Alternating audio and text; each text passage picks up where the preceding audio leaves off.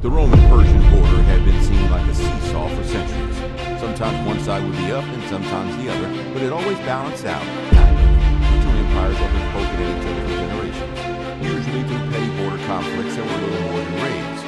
Think Roman legions taking turns with the Persian cavalry, raiding each other's lands, looting a few villages here, torching some crops there, and then going home to brag about all the towns they burned. It was basically the ancient world version of a long-standing neighborhood feud. But in the late 6th century, things got weird. By 19, the Persians gained conflict around the nice spot. Even overthrown and might be the most monarchs of the back. But the Romans weren't known for their generosity, but Emperor Maurice saw an opportunity. He agreed to back Khosrow's bid.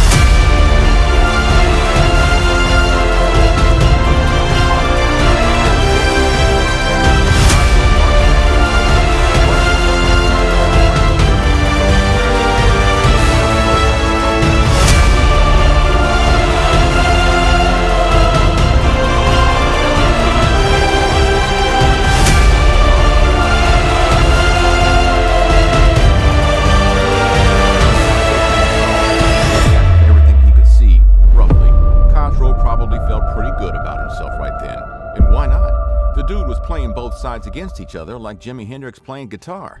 But in 602 AD, or CE if you want to be fancy, those shifting winds shifted again, this time in Rome. Emperor Maurice, the same guy who put Khosrow back on his throne, was overthrown in a mutiny led by a brutal little centurion named Phocas, who, in a move that would make him Cersei Lannister, didn't just take the throne from Maurice, he executed him, and all 6 of his sons, then had their heads chopped off and put them on display in the middle of Constantinople. And if there's one thing we can say for sure about history, it's this. Karma is one real test for me. Khosrow wasn't about to let me jump to waste.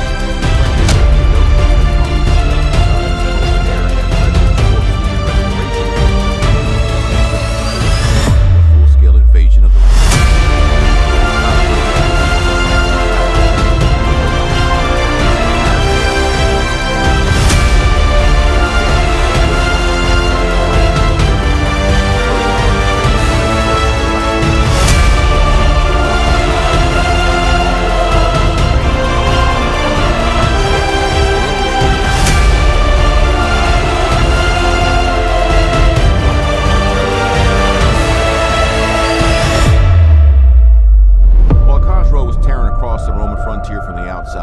Inside the empire, Rome was tearing itself apart.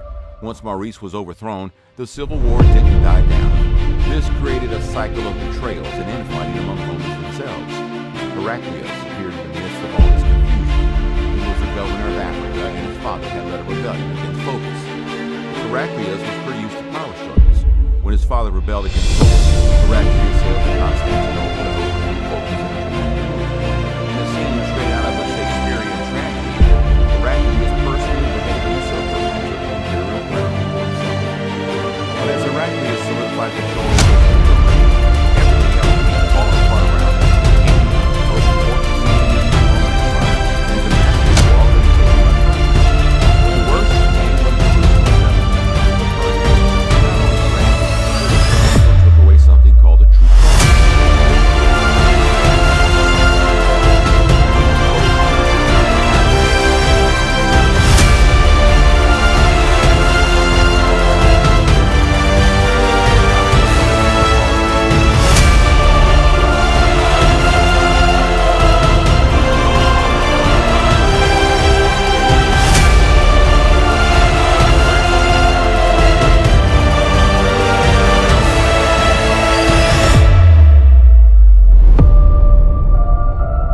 Heraclius finally managed to pull his forces together, the Roman Empire was on the brink of collapse.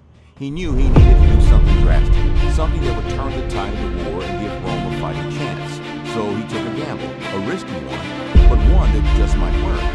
Instead of trying to save the entire crumbling front, Heraclius chose just one strategic point to defend: Armenia. He must have calculated that if he would disrupt supply lines here, then Persian forces would be at a disadvantage, since this region was pretty rough and hospitable terrain that could act as a good defensive position, while also being close enough to the territory and long range. It was an all-or-nothing game, and Heraclius was broke. Armenia's rugged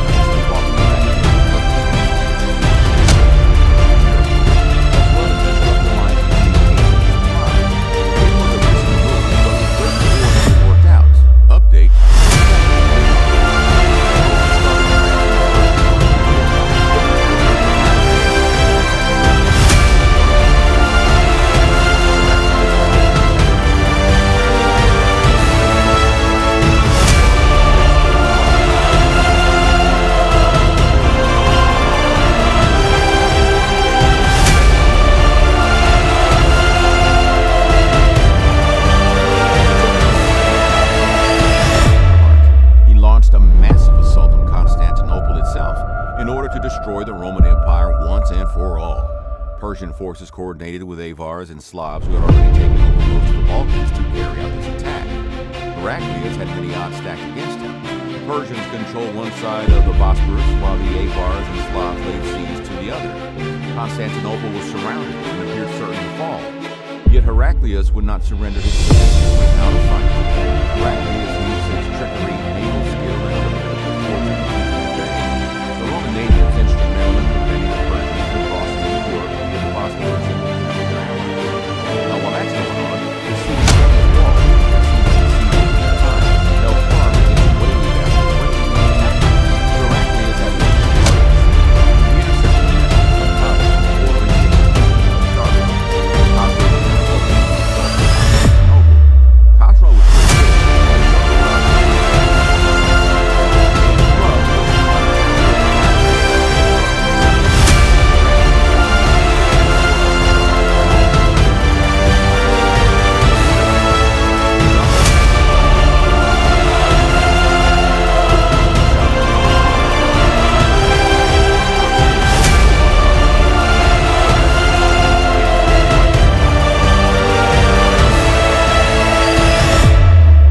In 627 CE, Heraclius dealt what turned out to be a mortal blow against Sassanid Persia when he destroyed their last major army near Nineveh. In a battle fought under the cover of fog so thick, legends say you couldn't see your hand in front of your face.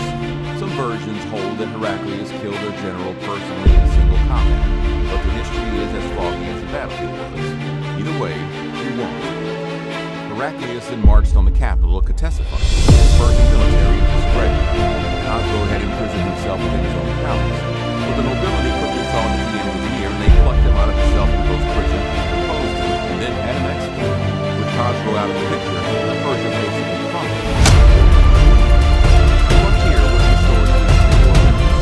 Heraclius was as part of the peace negotiations, the Persians agreed to return to the cross. There was a great ceremony held in Hagia Sophia, the grandest church in the world.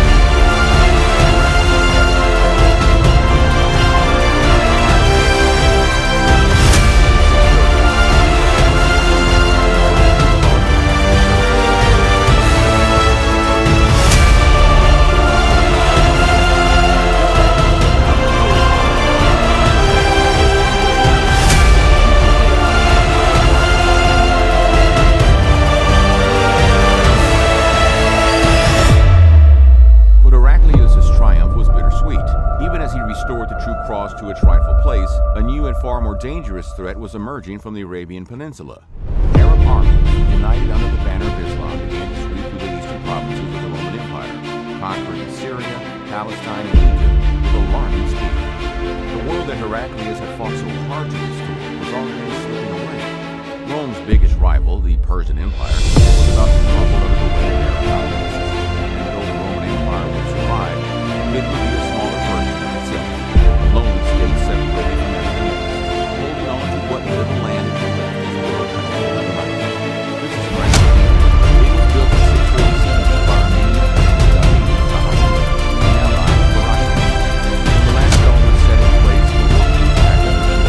They were leaving behind the world, and training for the Persians were no longer superpowers. But it began to fight.